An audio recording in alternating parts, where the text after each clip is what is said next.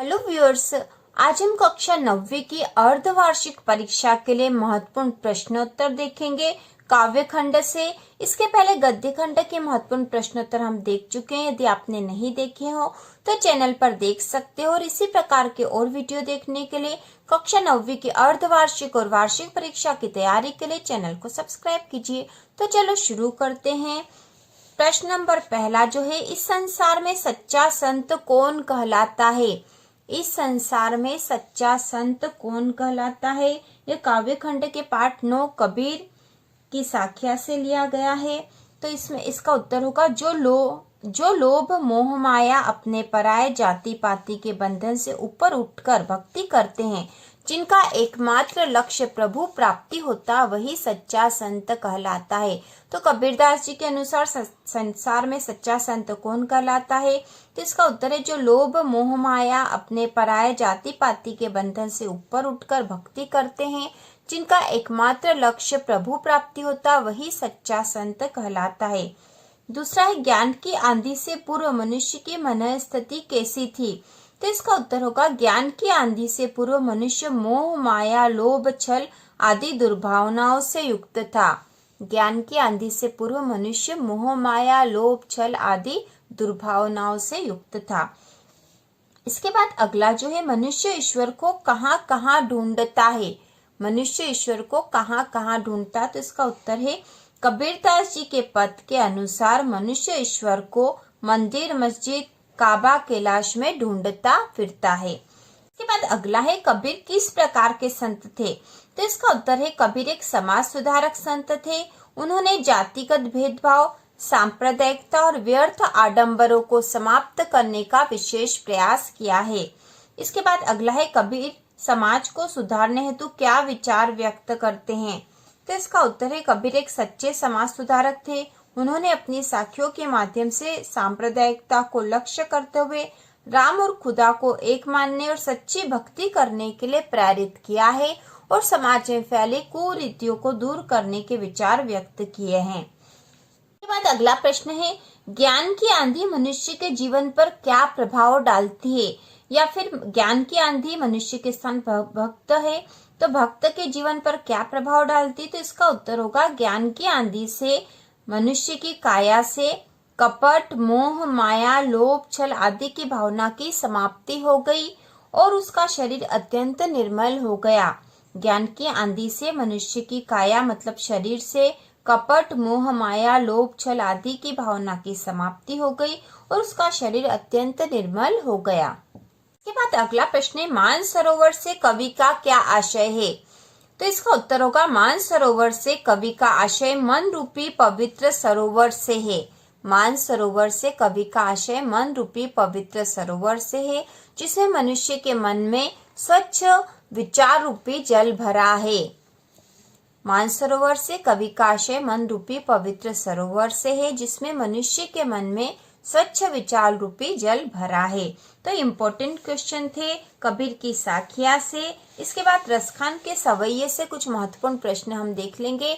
गोपिया किसका रूप धारण करना चाहती है और क्यों? तो इसका उत्तर होगा गोपिया श्री कृष्ण का रूप धारण करना चाहती है, क्योंकि वे श्री कृष्ण से अनन्य प्रेम करती है।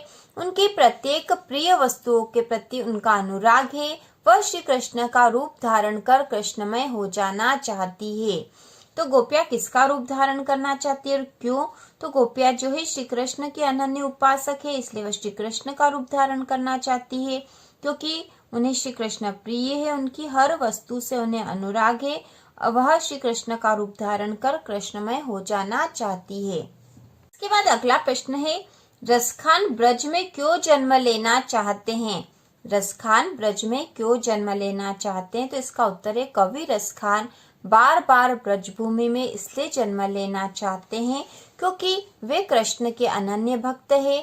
कृष्ण ने ब्रजभूमि में तरह तरह की लीलाएं की थी, जिनकी यादें अब भी वहां हैं। कवि इन यादों से जुड़ना चाहते हैं तथा श्री कृष्ण का सानिध्य पाना चाहते हैं, इसलिए वह जो है ब्रजभूमि में जन्म लेना चाहते हैं। तो यह रसखान के सवैये से प्रश्न था।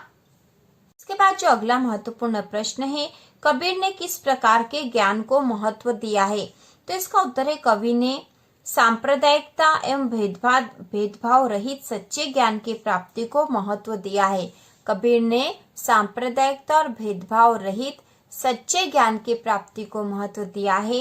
संसार के लोग सांसारिकता में फंसकर सच्चे ज्ञान और उसकी महिमा से अनजान रहते हैं। मनुष्य इस ज्ञान को खोजने और पाने की जगह अन्य वस्तुओं की प्राप्ति में अपना समय बेकार में नष्ट करता रहता है।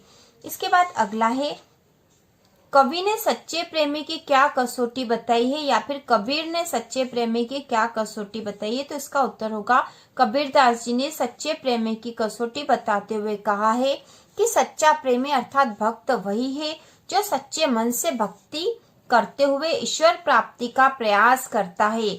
इसे ईश्वर के अतिरिक्त और किसी भी वस्तु में रुचि नहीं रहती।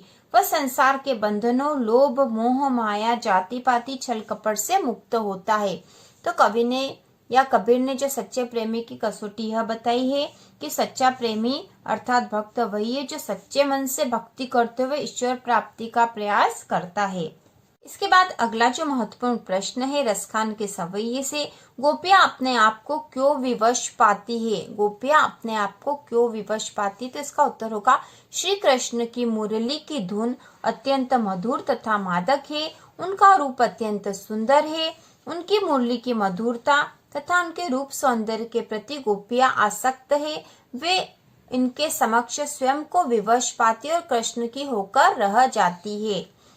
इसके बाद अगला जो प्रश्न है, कवि पशु, पक्षी और पहाड़ के रूप में श्री कृष्ण का सानिध्य क्यों प्राप्त करना चाहता है। तो इसका उत्तर होगा, श्री कृष्ण का पशु, पक्षियों, पहाड़ और प्रकृति से अत्यंत स्नेह था। इनके साथ उनकी अनेक लीलाएं संपन्न हुई है। पशु के रूप में श्री कृष्ण ने गायों को चराया। जिस कदम्ब के वृक्ष पर श्री कृष्ण खेलते थे उस पर पक्षियों का बसेरा था। गोवर्धन पर्वत श्री कृष्ण ने अपनी अंगुली पर उठाया था। इस प्रकार से सभी के साथ श्री कृष्ण का जुड़ाव किसी न किसी रूप में रहा था। तो यदि आपके पास काव्य खंड के प्रश्नोत्तर नहीं है तो चैनल की प्लेलिस्ट पर उपलब्ध है। कक्षा 9वीं के हिंदी के सभी पाठों के प्रश्नोत्तर बहुत ही सरल भाषा में है। आप उसमें से देखकर या सुनकर याद कर सकते हो और बहुत सरल भाषा में आप उनको याद कर सकते हो। इसके बाद जो अगला महत्वपूर्ण प्रश्न है, गांव, धेनु, पाहन, निधि, आंक, इन शब्दों के पर्यायवाची लिखिए। तो गांव का पर्यायवाची है ग्राम, देहात, धेनु का है गाय और गो, पाहन का है पत्थर, पाषाण, निधि का है खजाना, कोश, आंख का है नेत्र, नयन। इसके बाद अगला जो प्रश्नोत्तर अगले जो हम करेंगे वह केदी और कोकिला पाठ के हैं। काव्य खंड में कवि ने कोकिला के बोलने के किन कारणों की संभावना बताई है। तो इसका उत्तर है, कवि ने कोकिल मतलब कोयल के बोलने की निम्नलिखित संभावनाएं बताई है। पहला है कि वह पागल हो गई है। दूसरा, उसने दावानल की लपटें देख ली है। ठीक है, दावानल की लपटें देख ली है। तीसरा, स्वतंत्रता के लिए कैदियों को संदेश देना चाहती है। और चौथा है, क्रांतिकारियों के मन में देश प्रेम की भावना और भी प्रगाढ़ करने का संदेश देने आई है। इसके बाद अगला जो महत्वपूर्ण प्रश्न है इस पाठ का, किस शासन की तुलना तम के प्रभाव से की गई है और क्यों। तो इसका उत्तर है, पराधीन भारत में अंग्रेजी शासन की तुलना तम से की गई है। तम मतलब अंधेरा। तो अंग्रेजी शासन की तुलना तम से की गई है क्योंकि अंग्रेजी शासक देशवासियों पर अनेक प्रकार के अत्याचार कर रहे हैं। वे हर प्रकार से भारतीयों का शोषण कर रहे थे। इसके बाद जो अगला महत्वपूर्ण प्रश्न है, अर्धरात्रि में कोयल की चीख से कवि का क्या अंदेशा है। तो इसका उत्तर है, अर्धरात्रि में कोयल की चीख सुनकर कवि को निम्नलिखित अंदेशा होता है। पहला, कोयल बावली हो गई होगी। दूसरा, स्वाधीनता संग्राम के कैदियों को देखकर कोयल द्रवित हो उठी होगी। तीसरा, उसने देश में अंग्रेजों के प्रति फैली क्रांति की ज्वाला देख ली होगी। और चौथा, वह जेल में बंद स्वाधीनता सेनानियों के लिए विशेष संदेश लेकर आई होगी। इसके बाद एक और जो महत्वपूर्ण प्रश्न है, कबीर की साखिया से पाठ 9 से कबीर ने ईश्वर को सब श्वासों की श्वास में क्यों कहा है। तो इसका उत्तर है, कबीरदास जी के अनुसार सभी प्राणियों की रचना ईश्वर के द्वारा की गई है। ईश्वर घट घट में व्याप्त है, अर्थात उसी ईश्वर का अंश आत्मा के रूप में प्रत्येक प्राणी में समाया हुआ है। इसलिए उसे सर्वव्यापी माना जाता है, जो कि सभी जीवों के अस्तित्व का कारण भी है। कबीरदास जी ने इसी विशेषता के कारण ईश्वर को सब सांसों की श्वास में कहा है। के बाद अगला जो महत्वपूर्ण प्रश्न है, ज्ञान की आंधी का भक्त के जीवन पर क्या प्रभाव पड़ता है? तो इसका उत्तर है, ज्ञान की आंधी के प्रभाव स्वरूप भक्त के मन पर पड़ा भ्रम और अज्ञान का पर्दा हट गया, उसके मन में जमा अंधकार दूर हो गया, वह मोह माया के बंधनों से मुक्त हो गया, उसका मन निश्चल हो गया, वह प्रभु भक्ति में लीन हो सच्ची भक्ति करने लगा, उसकी परमात्मा से पहचान हो गई। इस प्रकार ये काव्य खंड के महत्वपूर्ण प्रश्न थे। यदि काव्य खंड के प्रश्नोत्तर लिखने हैं तो चैनल की प्लेलिस्ट पर सरल भाषा में है, आप आसानी से लिख सकते हो और सारे प्रश्नों को एक बार पढ़ और सुन सकते हो। इसी प्रकार के और वीडियो देखने के लिए, व्याकरण के महत्वपूर्ण प्रश्नों के लिए और कक्षा 9वीं और 10वीं की अर्धवार्षिक और वार्षिक परीक्षा की तैयारी के लिए चैनल को सब्सक्राइब कीजिए।